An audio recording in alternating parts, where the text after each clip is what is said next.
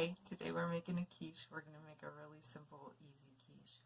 The reason I like making quiches, and I don't know if quiche, plural is quiches, but is because they're really simple, they're pretty nutritious, they're very inexpensive. It's hard to get up to $2 a serving when it comes to making the quiche. And it lasts a few days. It's portable. It's great for lunch. It's great for breakfast. It's great hot. It's great cold. It's just super, super simple. A nice thing about the recipe, too, is that you can really modify it all you want. I like to use 4 eggs and about 1.5 cups of milk, a little bit of cheese, and some vegetables. You can use only 3 eggs because you only have 3 eggs left in the house. You know, it's no big deal. You can use 1 cup of milk because you're almost out of milk. I don't recommend using almond milk. I would use 2% or skim milk. And as far as the vegetables go, the world is your oyster. You can saute onions, saute peppers, saute a little fresh spinach. Broccoli is great.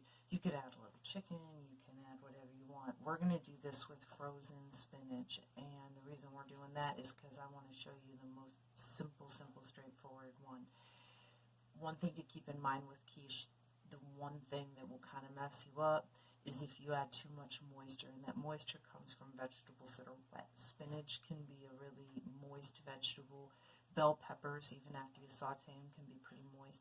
If you're worried about that, blot them a little bit with a paper towel when you're done so that you can get rid of that little extra moisture. If you're really worried, you can sprinkle a little flour on them. I never do.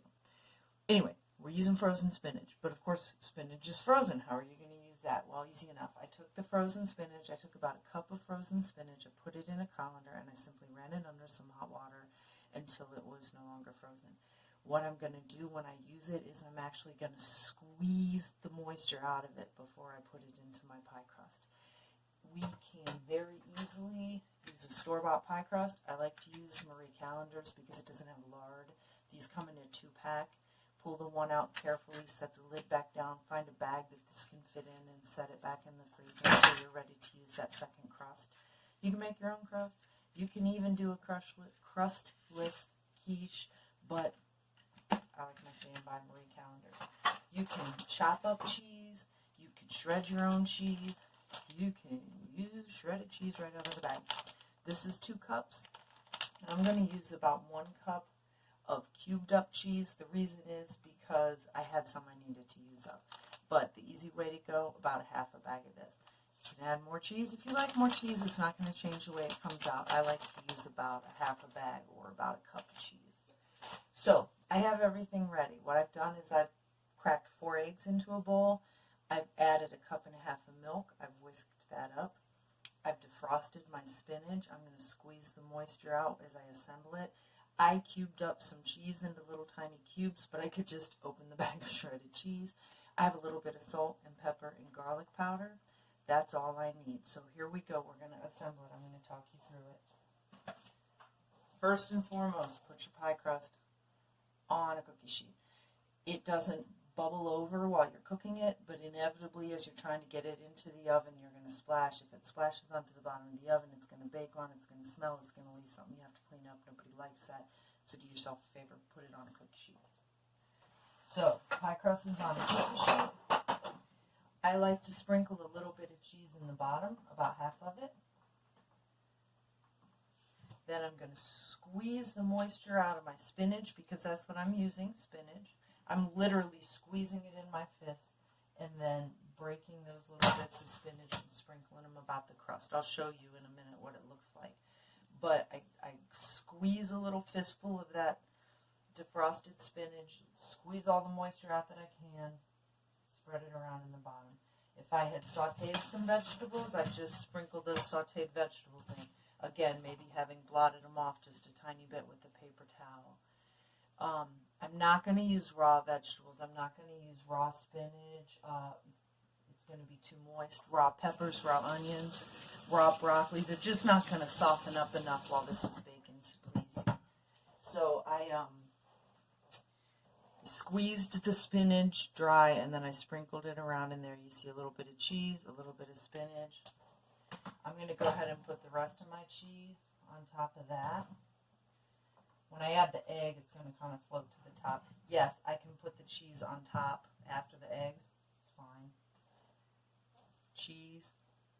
I'm adding some garlic powder, being a little heavy-handed because this is a lot. I'm adding fresh ground pepper. I'm using a lot because I love it. I'm adding a pinch of salt because I love it. And then I'm going to carefully pour my beaten eggs. It's simply the 4 eggs and about 1.5 cups of milk. I'm going to pour that in. Now, if that was too much and it didn't fit, I'd stop pouring. If you have to spill some out because it doesn't fit in the pie crust, just spill it out. But 1.5 cups of milk and 4 eggs is going to fit in that pie crust beautifully. I'm going to try to show you this on my way to the oven. You see that? There we go. I'm putting it in an oven that's 375 degrees, preheated. It's going to take about a half hour. In about a half hour, I'm going to take a knife or a toothpick or even a fork and check in the center to see that that egg is set like a scrambled egg. If it's still watery and milky, why set the timer for another 5 minutes and come back and check it.